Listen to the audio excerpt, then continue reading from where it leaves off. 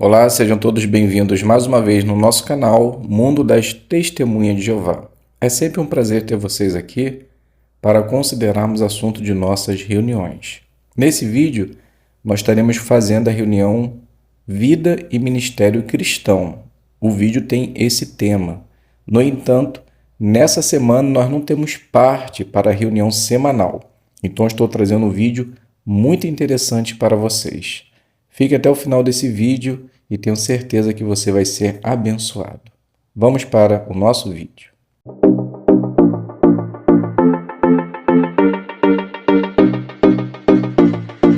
Como dito, sejam todos bem-vindos mais uma vez. É um prazer ter vocês aqui para junto considerarmos assuntos espirituais, assuntos que fortalecem a nossa fé e a nossa esperança. Ouviremos agora um discurso público com o tema Fique parado e veja a salvação que vem de Jeová. Certa vez eu vi algo muito interessante. Uma mãe e a filha, elas foram num aquário de peixes, aqueles aquários gigantescos. E a moça que estava sendo acompanhante como guia, começou a mostrar a ela várias coisas. O tamanho do tubarão, quantos dentes tem um tubarão e assim por diante. Em dado momento, essa guia levou a mãe e a filha até uma parede de vidro, onde tinha vários tipos de peixes, grandes e pequenos. Deixou elas ali e foi atender as outras pessoas. Então a mãe e a filha ficaram ali, apreciando aquelas variedades de peixes. De repente, vem um grande tubarão na direção da parede de vidro e dá aquela batida violenta. Mãe e filha pulam para trás desesperada, gritando, assustadas com o que acabou de acontecer. Por que estou contando essa situação no início de uma palestra que vai falar sobre o Armagedon e de como nós veremos a salvação de Jeová? Bem, por mais que a mãe e filha tenham ficado completamente assustadas, elas nunca estiveram em perigo. Elas ficaram com medo, mas estavam salvas. Para os servos de Jeová será exatamente assim no Armagedon.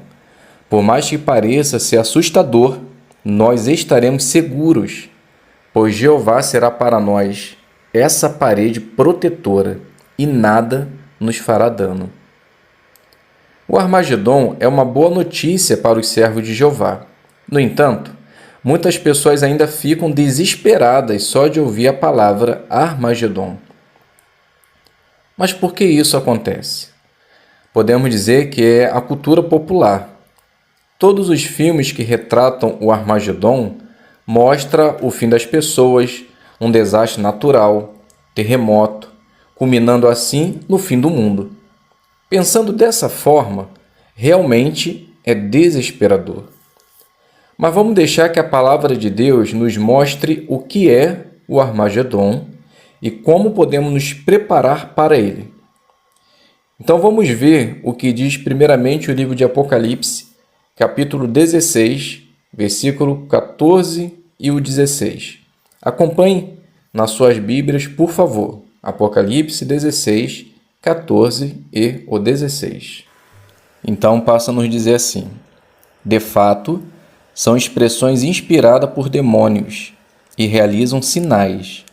Vão aos reis de toda a terra habitada, a fim de reuni-los para a guerra do grande dia de Deus, o Todo-Poderoso. Agora o 16. E elas os reuniram no lugar que em hebraico se chama Armagedon.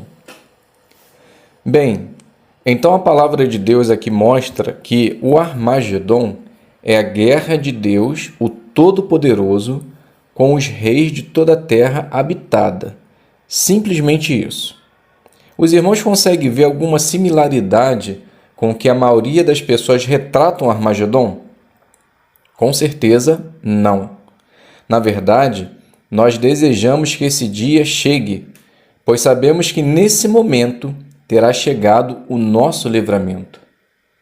Mas, se você tem ainda algum receio do Armagedon, Nesse discurso, veremos o que a Bíblia fala sobre o Armagedon e de como podemos estar preparados. Para isso, precisamos responder a duas perguntas. Será que precisarei lutar na guerra de Jeová? E como posso me preparar agora para a guerra de Deus? Para começarmos a entender a resposta da primeira pergunta, vamos abrir nossas Bíblias em Mateus, capítulo 26, o versículo 52, e vamos ver o que diz. Então, o versículo 52 passa a nos dizer assim: Jesus lhes disse, então, devolva a espada ao seu lugar, pois todos os que tomarem a espada morrerão pela espada. Podemos dizer que se teve algum momento para iniciar alguma batalha, essa era a hora. Pedro, ele imaginou que defendendo a Jesus, ele estaria fazendo o que era certo.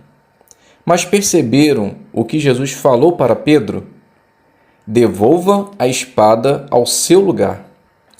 Jesus ele deixou claro que seus servos não se envolvem em guerras físicas. No entanto, numa guerra tem dois lados. Já sabemos que nós não iremos lutar. Então, quem fará isso por nós? Em Apocalipse capítulo 19, versículo do 11 ao 15, ali mostra que apenas Jesus e seus anjos celestiais lutarão contra os reis de toda a terra habitada. A Bíblia ainda fala que a guerra de Jeová contra as nações vai acontecer num lugar que se chama Vale de Jeosafá. Isso não significa que a guerra de Deus será num local literal, mas esse nome refere-se a uma batalha muito importante que aconteceu no passado. E estudar o que aconteceu nessa batalha vai nos ajudar a ver o que teremos que fazer no Armagedon. Então, vamos começar a ver o que aconteceu.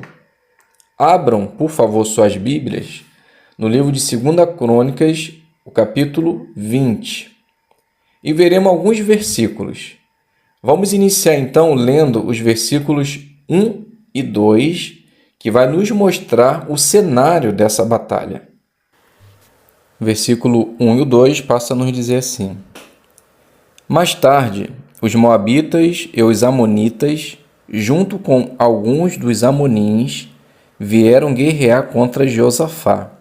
Então, informaram a Josafá: Uma grande multidão veio contra o Senhor da região do mar, de Edom, e eles já estão em Hazazon-Tamar, isto é, em Gedi. Conseguimos ver aqui um relatório passado para Josafá de uma grande força multinacional avançando em direção a Judá, onde muitas nações se reuniram para eliminar o povo de Jeová. Qual foi então a reação de Josafá ao ouvir essa notícia? Veja o versículo 3 e o versículo 4. 2 Crônicas, capítulo 20, versículo 3 e 4 diz assim: Em vista disso, Josafá ficou com medo e decidiu recorrer a Jeová. Assim, proclamou um jejum para todo o Judá. E o povo de Judá se reuniu para consultar a Jeová. Vieram de todas as cidades de Judá para consultar a Jeová. Josafá, sabendo que uma força militar gigantesca estava vindo, ele naturalmente ficou com medo. No entanto, ele não ficou parado, ele agiu. E a primeira coisa que ele fez foi recorrer a Jeová em busca de orientação. Segundo, ele reuniu o povo de toda a cidade e jejuaram. Nesse momento, veja só o que Josafá fez. Versículo 5 e o versículo 6, que passa a dizer assim: Josafá ficou então de pé na congregação de Judá e Jerusalém, na casa de Jeová, diante do pátio novo, e disse: Ó Jeová, Deus dos nossos antepassados, não és tu Deus nos céus, e não dominas sobre todos os reinos das nações? Na tua mão há força e poder, e ninguém pode se manter firme contra ti. A partir daqui, ele inicia uma linda oração que se estende por vários versículos. Então, junto com toda a congregação, eles clamam a Jeová. Vejam essas palavras lindas no versículo 12 e o versículo 13, que diz assim: Ó nosso Deus, não executarás o julgamento neles? Pois não podemos fazer nada diante dessa grande multidão que vem contra nós. Não sabemos o que devemos fazer, mas os nossos olhos se fixam em ti. Enquanto isso, todos os homens de Judá estavam diante de Jeová, junto com suas esposas e seus filhos, incluindo as crianças. Josafá, junto com famílias reunidas, oraram a Jeová de todo o coração. Diante dessa oração fervorosa, Jeová, além de responder à oração, ele mostrou o que eles não precisariam fazer, dando também assim a resposta para a nossa pergunta: será que precisaremos lutar no Armagedon? Vamos ver os versículos 15 e o 17, que diz assim: Ele disse: Prestem atenção todo o Judá, habitante de Jerusalém e rei Josafá. Assim lhes diz Jeová: Não tenham medo, nem fiquem apavorados por causa dessa grande multidão, pois a batalha não é sua, mas de Deus. Agora o 17. Vocês não terão de lutar nesta batalha. Tomem a sua posição, fiquem parados e vejam a salvação de Jeová a seu favor. Jeová, ele nunca deixa seus servos sem uma resposta. E por meio do seu Espírito Santo, atuando num profeta, ele garantiu ao povo que, além de salvá-los, eles não precisariam lutar.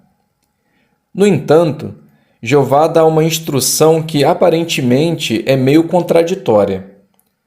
Se eles não iriam lutar, para que eles precisariam ir ao encontro dos inimigos? Na verdade, Jeová queria ver a obediência do seu povo em ação. Então, quando eles fossem, eles estariam mostrando obediência e coragem. Veja outra orientação de Jeová um tanto incomum, dada ao povo. Vamos ler os versículos 20 e o 21. 20 e 21 diz assim: Na manhã seguinte, levantaram-se cedo e partiram para o deserto de Tecoa. Quando estavam partindo, Josafá ficou de pé e disse: Ouçam-me, ó Judá e habitante de Jerusalém. Tenham fé em Jeová, seu Deus, para que possam permanecer firmes. Tenham fé nos seus profetas e vocês serão bem-sucedidos. Depois de consultar o povo, ele designou homens para cantarem a Jeová e lhe darem louvor com vestes santas, indo à frente dos homens armados, dizendo: Agradeçam a Jeová, pois o seu amor leal dura para sempre.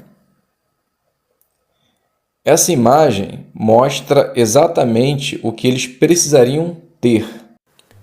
No versículo 20, Josafá diz que o povo precisaria ter fé em Jeová, para que pudessem permanecer firmes.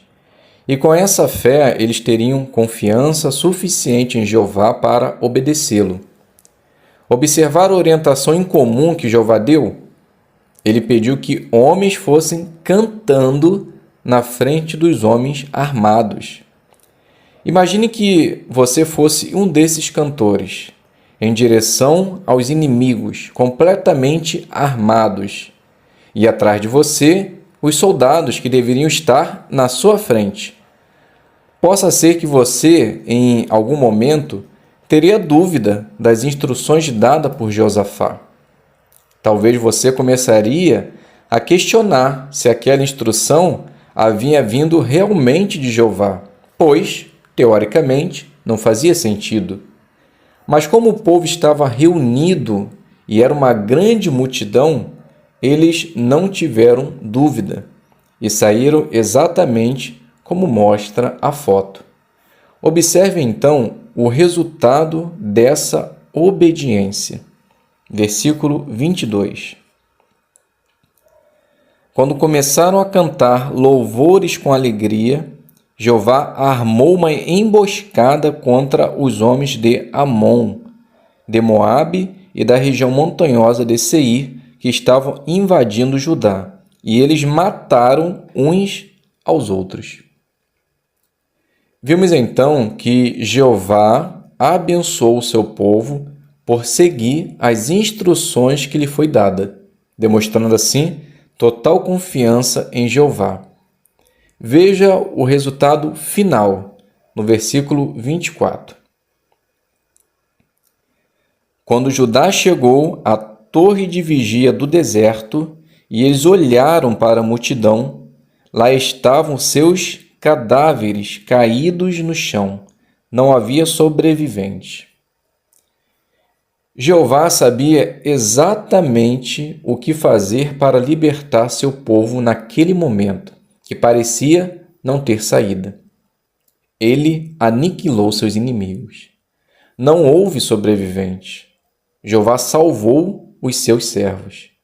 E eles não precisaram lutar, mas precisaram obedecer e ter fé. E no Armagedon, os servos de Deus ficará parado e verá a salvação também que vem de Jeová. Isso não ajuda você a ter mais confiança olhando para o Armagedon?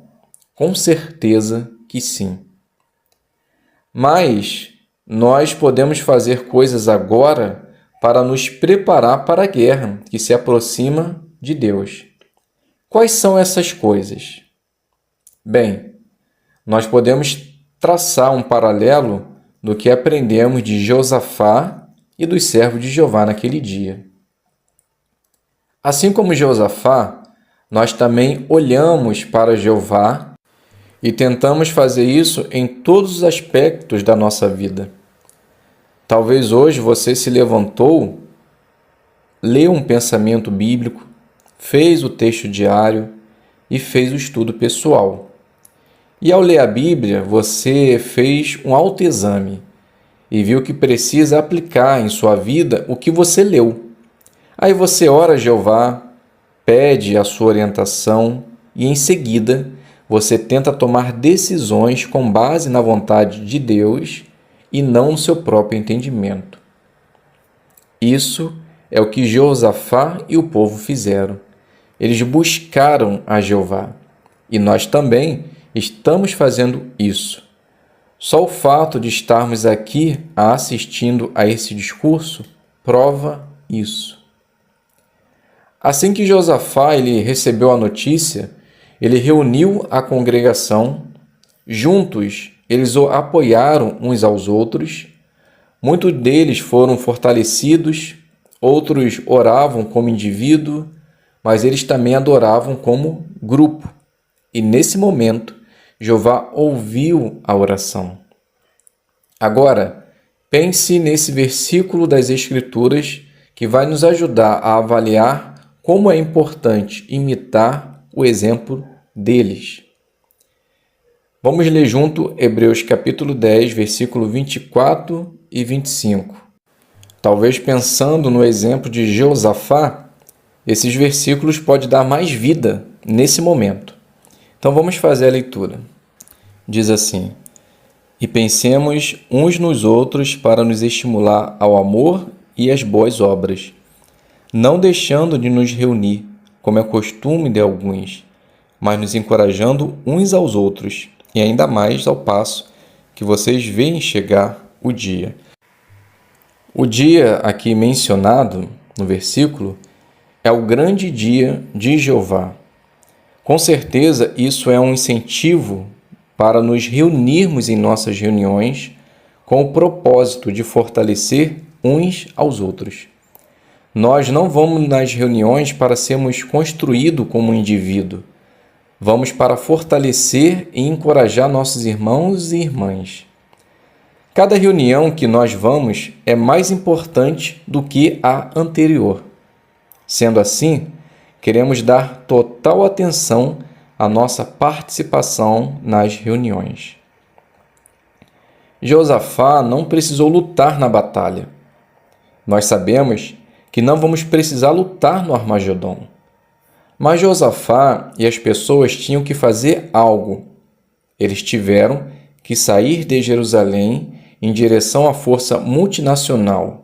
O que fazemos é semelhante a esse ato. Veja só o que diz o livro de Mateus, capítulo 24, versículo 14. Diz assim: E estas boas novas do reino serão pregadas em toda a terra habitada, em testemunho a todas as nações, e então virá o fim. Ao sair para pregar as boas novas, mostramos que estamos do lado de Jeová. Quando falamos sobre as boas novas do reino através de testemunho por telefone ou por meio de cartas, mostramos realmente que temos coragem.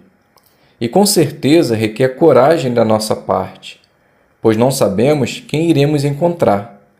Precisamos nos empenhar nesse trabalho, pois não sabemos até quando teremos essa liberdade. Então, termos uma participação significativa demonstra confiança em Jeová. E a participação nesse trabalho nos ajuda a estarmos preparados e alertas, atentos, enquanto o fim desse sistema se aproxima.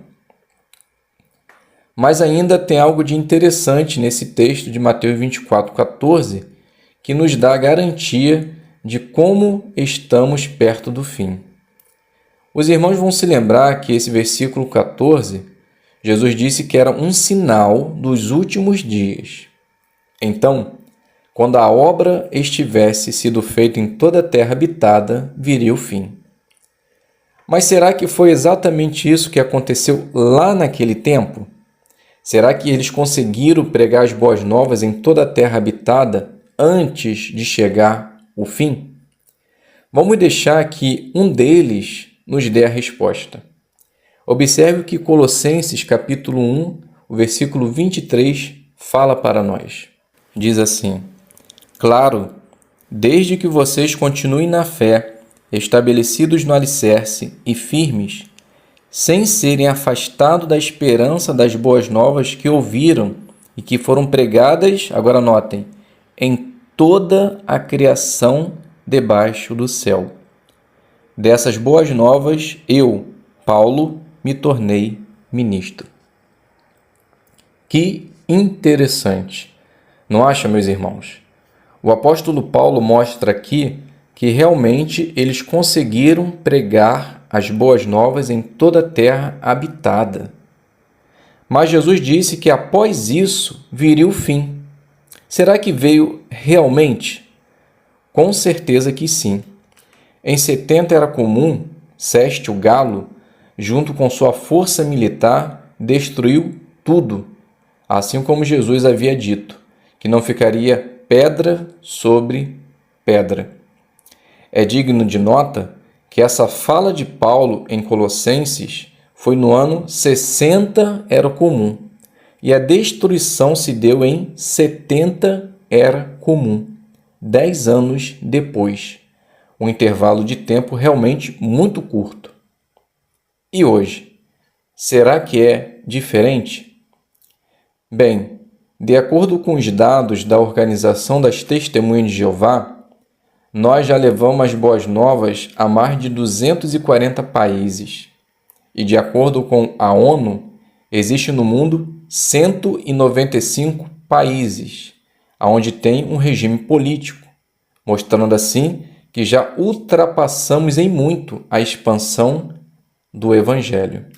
E olha que interessante, a Sentinela, de 1º de março de 2011, com o título de capa, uma profecia de extrema importância, disse. Esse versículo profético de Mateus 24:14 está se cumprindo hoje. Desde 2011, o Evangelho já foi pregado em toda a terra habitada. Já estamos no ano de 2022. Então, de 2011 para cá, já se passaram 11 anos. Reparem, não estou fazendo nenhuma profecia. Simplesmente estou mostrando o tão perto estamos do grande dia de Jeová. Outra coisa que podemos fazer para nos preparar para o Armagedon é ter confiança nos representantes de Jeová. Nos dias de Josafá, o povo precisou confiar nos profetas, e isso salvou suas vidas. Hoje não é diferente. Jeová usa homens imperfeitos, mas quando esses homens usam a palavra de Jeová como autoridade máxima, podemos também ter total confiança no que é dito. Mas como na prática podemos demonstrar essa confiança? Bem, Josafá e o povo receberam algumas instruções que aparentemente não faziam sentido. Mas visto que os homens que passavam as informações tinham o Espírito Santo ativo neles, o povo confiava totalmente. Pode ser que em dado momento nós também recebamos alguma orientação que não faz sentido, mas, se for baseado na palavra de Deus e por meio do Espírito Santo, podemos ter total confiança. É visível, meus irmãos, que o Armagedon está chegando. E à medida que ele se aproxima, o diabo fará com que a nação faça um ataque direto ao povo de Deus. Mas não temos razão para temer esse ataque ou a guerra do Armagedon. Observem essa foto. Eu gostaria que vocês olhassem para a foto enquanto eu releio 2 Crônicas, capítulo 20, o versículo 17. Diz assim: vocês não terão de lutar nesta batalha. Tomem a sua posição, fiquem parados e vejam a salvação de Jeová a seu favor. Vocês conseguem ver aí na foto o povo de Jeová cercado, mas o exército de Jeová liderado por Jesus Cristo vindo para nos salvar e nos proteger? Talvez nesse momento ficaremos um pouco assustados, mas Jeová será a nossa parede de vidro, será o nosso escudo, a nossa proteção. Portanto, meus queridos irmãos e amigos, tenha firme confiança em Jeová e em Jesus. Fazendo isso, você ficará parado e verá a salvação que vem de Jeová. Muito bem, então sejam todos bem-vindos ao canal Mundo das Testemunhas de Jeová. É um prazer ter vocês aqui conosco, para juntos sempre considerarmos assuntos espirituais, sempre assuntos que estão relacionados com a Palavra de Deus, e qualquer informação aqui que é falada no canal está no site jw.org, que é o site oficial das Testemunhas de Jeová. Então, se você ficou com alguma dúvida em alguma coisa, acesse o site que as informações estão todas lá. Gostaria de incentivar todos a se inscrever no canal. Se você for novo aqui no canal, se inscreva, ative o sino, faça os seus comentários no final do vídeo, para a gente poder tentar identificar se o vídeo foi bom, se o vídeo for ruim, o que a gente pode ajustar para estar fazendo vídeos melhores. E também deixa o seu joinha. Eu tenho conseguido perceber que às vezes tem muitas visualizações e poucos likes, né? Eu já ressaltei em alguns vídeos anteriores que o joinha, o like, ele é uma forma de incentivo, né? Para que você possa continuar fazendo aquilo que com certeza está sendo benéfico para todos. Então, apenas ressaltando que quando você dá o seu joinha, você não é visto, né? Então, se você tem algum receio de achar que vai ser identificado por alguém, fique tranquilo. O seu joinha, ninguém sabe quem foi, nem mesmo eu. Então, você dando o seu like, você incentiva aquilo que a gente vem fazendo e também ajuda para que mais pessoas possam ter também essa oportunidade de aprender um pouco mais da palavra de Deus pela internet. Então, nesse vídeo, nós vamos considerar a profecia das 69 semanas. Quando a gente fez o estudo bíblico, se eu não me engano, da semana 8 a 14 de agosto, tinha essa informação, né? Então, como eu trouxe essa informação um pouco rápida, porque mesmo era o estudo bíblico, né? A gente não estava tratando tanto dessa informação, eu percebo que às vezes eu realmente tenho uma certa dificuldade em entender essas profecias. Isso é normal, né? É normal isso acontecer. Mesmo porque tem que pegar alguns textos bíblicos para possamos chegar na data específica. Então, pegue a sua Bíblia, pegue papel e caneta e faça suas anotações ou então depois reveja o vídeo novamente. Então, vamos iniciar. Então, a profecia das 69 semanas vai nos ajudar a ver e a entender quando seria o aparecimento do Messias. Então Jeová, ele usou o profeta Daniel para profetizar a respeito da chegada do Messias. E isso se deu 500 anos antes do nascimento de Jesus. Então, 500 anos antes do aparecimento do Messias, Daniel fez essa profecia. Então, vamos ver a informação que Jeová passou para Daniel. Então, pegue a palavra de Deus e abra no livro de Daniel, capítulo 9, o versículo 25. Vamos fazer a leitura desse texto. Então, Daniel 9, 25 diz assim: Você deve saber e entender o seguinte: depois de se emitir a ordem para restaurar e reconstruir Jerusalém até a vinda do Messias, o líder, haverá 7 semanas e também 62 semanas. Ela será restaurada e reconstruída com praça pública e fosso, mas em tempos de aflição. Então agora vamos por parte para podermos entender com muita tranquilidade essa profecia. Então Jeová aqui disse para Daniel que o surgimento do Messias se daria quando fosse emitido a ordem para restaurar Jerusalém. Então, a primeira pergunta que deve ser encontrada a sua resposta é: quando foi emitida essa ordem? Em que ano isso se deu? Bem, a resposta para essa pergunta se encontra em Neemias, capítulo 2, o versículo 1. Então, abra aí a sua Bíblia em Neemias, capítulo 2, o versículo 1. E deixa anotado lá com a fitinha o livro de Daniel que nós acabamos de ler, que depois iremos voltar nele, tá bom? Então, Neemias 2:1 diz assim: No mês de Nisan, no 20º ano do rei Artaxerxes, colocou-se vinho diante dele, e como de costume, peguei o vinho e o servi ao rei, mas eu nunca tinha estado abatido na presença dele.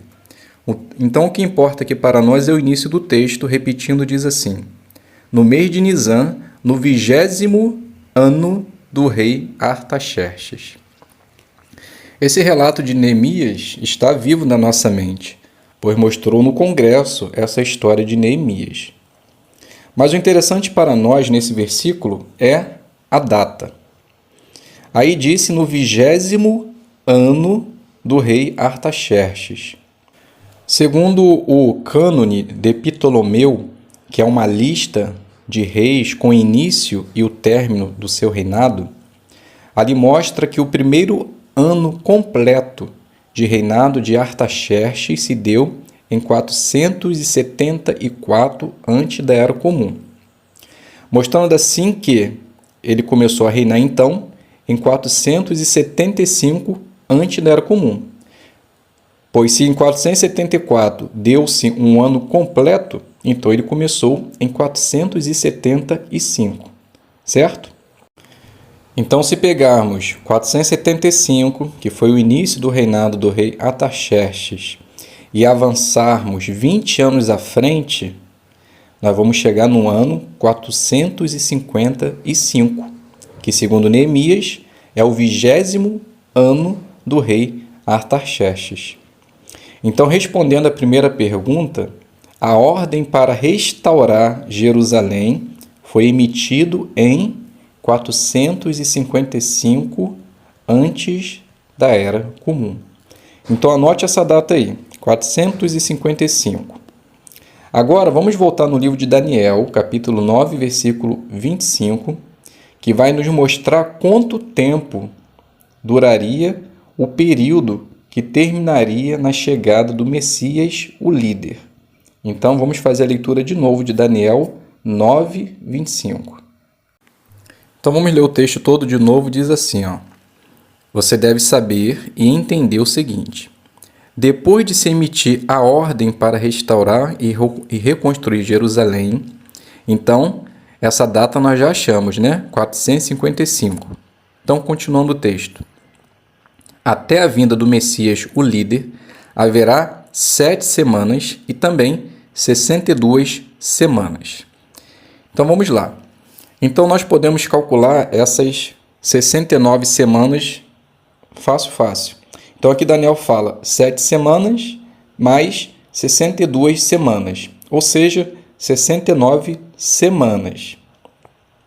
Então cada semana nós temos 7 dias, certo até aí? Então se nós pegarmos 7, que são 7 dias, e multiplicarmos por 69 semanas, nós vamos chegar num total de 483 dias. No entanto, essa profecia não se trata de semanas de dias, mas de anos. Mas por que se dá isso? Bem, esse conceito ele era muito comum entre os judeus dos tempos antigos. Por isso que temos alguns textos que mostram exatamente isso. Por exemplo, nós podemos ler 2 textos que mostram que dias equivaleriam a anos. Então vamos fazer a leitura de Números 14, 34 e Ezequiel 4, 6 em seguida, só para os irmãos entenderem que dias equivalem a anos. Então, Números 14, 34 e Ezequiel 4, 6. Vamos fazer a leitura desses 2 textos. Passa a nos dizer assim: vocês responderão pelos seus erros por 40 anos, de acordo com o número dos dias que espionaram a terra. 40 dias para cada dia, 1 ano. Para cada dia, 1 ano, pois vocês saberão o que significa se opor a mim. Ezequiel diz assim: e você terá de terminar esse período.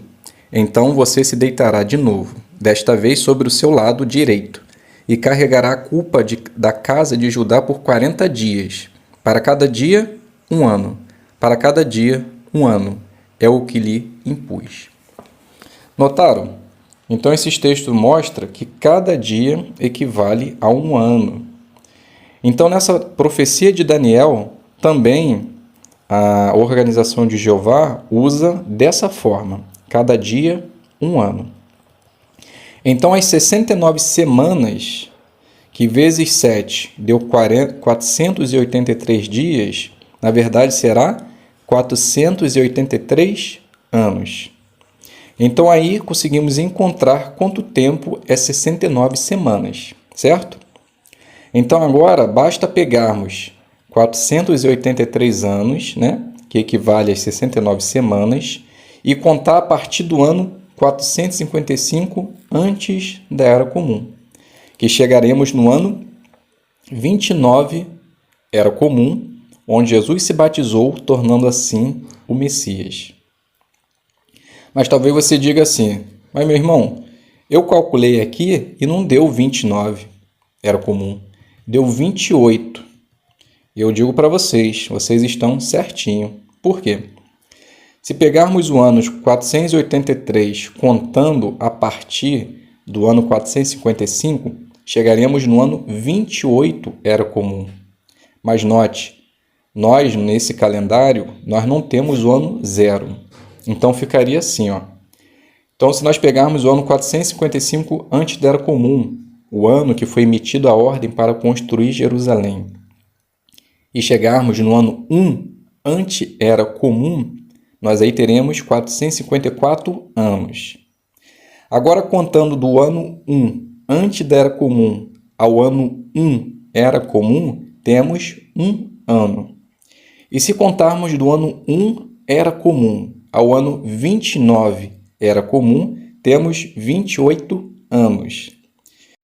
Então, se pegarmos 454 anos, mais 1 ano, mais 28 anos, nós vamos chegar no ano total de 483 anos, que equivale às 69 semanas que, ao findar, marcaria a presença do Messias no ano 29 era comum, aonde ele foi batizado. Então essa, irmãos, é a explicação das 69 semanas. Eu imagino que talvez tenha facilitado o seu entendimento. Porque, na verdade, essas profecias é mais ou menos assim. Se lembra na época de escola que o seu professor ensinava e você não entendia nada? E às vezes você pedia a orientação do seu pai, da sua mãe ou de um outro amigo, e a forma como ele explicava, aí você falava assim, caramba, era só isso? Então pode ser que às vezes se dá isso também, né, em certas profecias, de alguns entendimentos. Talvez somente lendo ou alguém explicando não vai ser fácil de ser entendido. Mas quando talvez há outro tipo de explicação, de uma maneira mais detalhada, pode ser que o entendimento se torne mais fácil. Eu espero que de alguma maneira eu possa ter contribuído para facilitar o entendimento sobre essa profecia que é tão importante na nossa vida e com certeza mostra como a Bíblia é fidedigna e fiel no cumprimento de cada profecia. Então, meus queridos irmãos, muito obrigado a todos por estarem aqui presentes. Fiquem todos na paz de Deus e até um próximo vídeo, se Deus quiser.